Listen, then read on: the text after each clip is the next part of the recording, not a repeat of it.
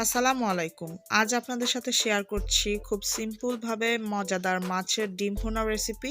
আজ আমি silver cup মাছের ডিম ভুনা আপনাদের সাথে শেয়ার করছি। একই রেসিপি ফলো করে আপনারা যে কোনো মাছের ডিম ভুনা তৈরি করতে পারেন। আজ আমি এখানে একটি বড় সিলভার কাপ মাছের সম্পূর্ণ ডিম ইউজ করেছি এবং প্রথমে দিয়ে দিচ্ছি হলুদের গুঁড়া হাফ টি স্পুন এবং মাছের ডিমগুলোকে কিন্তু ফার্স্টে ভালোভাবে ধুয়ে নিতে হবে।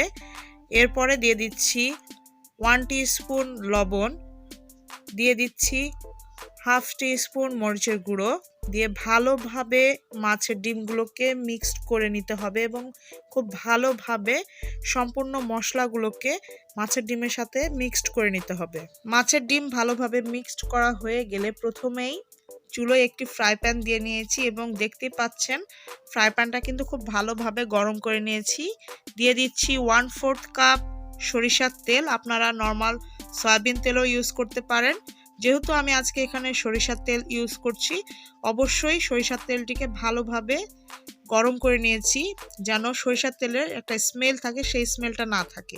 এরপরে দিয়ে দিয়েছি কাট মশলা এবং এলাচ 2টি করে, দিয়ে দিলাম পেঁয়াজ কুচি এবং কাঁচামরিচের ফালি, দিয়ে ভালোভাবে ট্রান্সপারেন্ট হয়ে আসা পর্যন্ত নাড়াচাড়া করে নিতে হবে।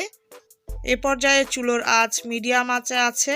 যখন ট্রান্সপারেন্ট হয়ে নাড়াচাড়া করা হয়ে যাবে, এ পর্যায়ে দেখতেই পাচ্ছেন যে পেঁয়াজের কালারগুলো কিন্তু চেঞ্জ হয়ে এসেছে।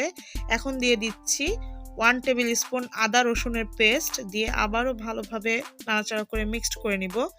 আর সামান্য পরিমাণে পানি অ্যাড করে দিলাম। এ পর্যায় থেকে কিন্তু চুলোর আঁচ লোতে থাকবে, না হলে মশলাগুলো পুড়ে যাওয়ার সম্ভাবনা আছে। দিয়ে দিলাম হাফ টি স্পুন হলুদের গুঁড়ো, যেহেতু আমি আগেই হলুদের গুঁড়ো ইউজ করেছি। দিয়ে দিলাম হাফ টি স্পুন মরিচের গুঁড়ো, দিয়ে আবারও ভালোভাবে মিক্সড করে নিব। এক কথায় একটি করে মশলা দিব আর মিক্সড করে নিব। দিয়ে দিচ্ছি এবার মাছের ডিমগুলো, মাখিয়ে রাখা মাছের ডিমগুলোকে দিয়ে খুব ভালোভাবেই নাড়াচাড়া করে নিতে হবে। দেখতে পাচ্ছেন আমি খুব ভালোভাবে নাড়াচাড়া করে নিচ্ছি। এখন এ পর্যায়েও কিন্তু চুলোর আঁচ লোতে আছে।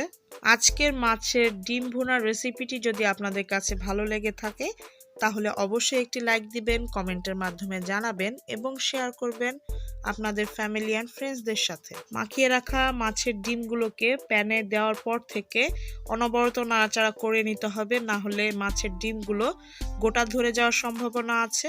যেহেতু মাছের ডিমগুলোকে দেখতে পাচ্ছেন প্রায় কিছুটা স্ক্রাম্বল এগের মতন করে নেওয়ার চেষ্টা করছি। পর্যায়ে ভালোভাবে মিক্সড করা হয়ে গিয়েছে। এখন অ্যাড করে দিচ্ছি সামান্য পরিমাণে পানি, দিয়ে আবারও ভালোভাবে নাড়াচাড়া করে পানির সাথে ডিমগুলোকে মিক্সড করে নিব।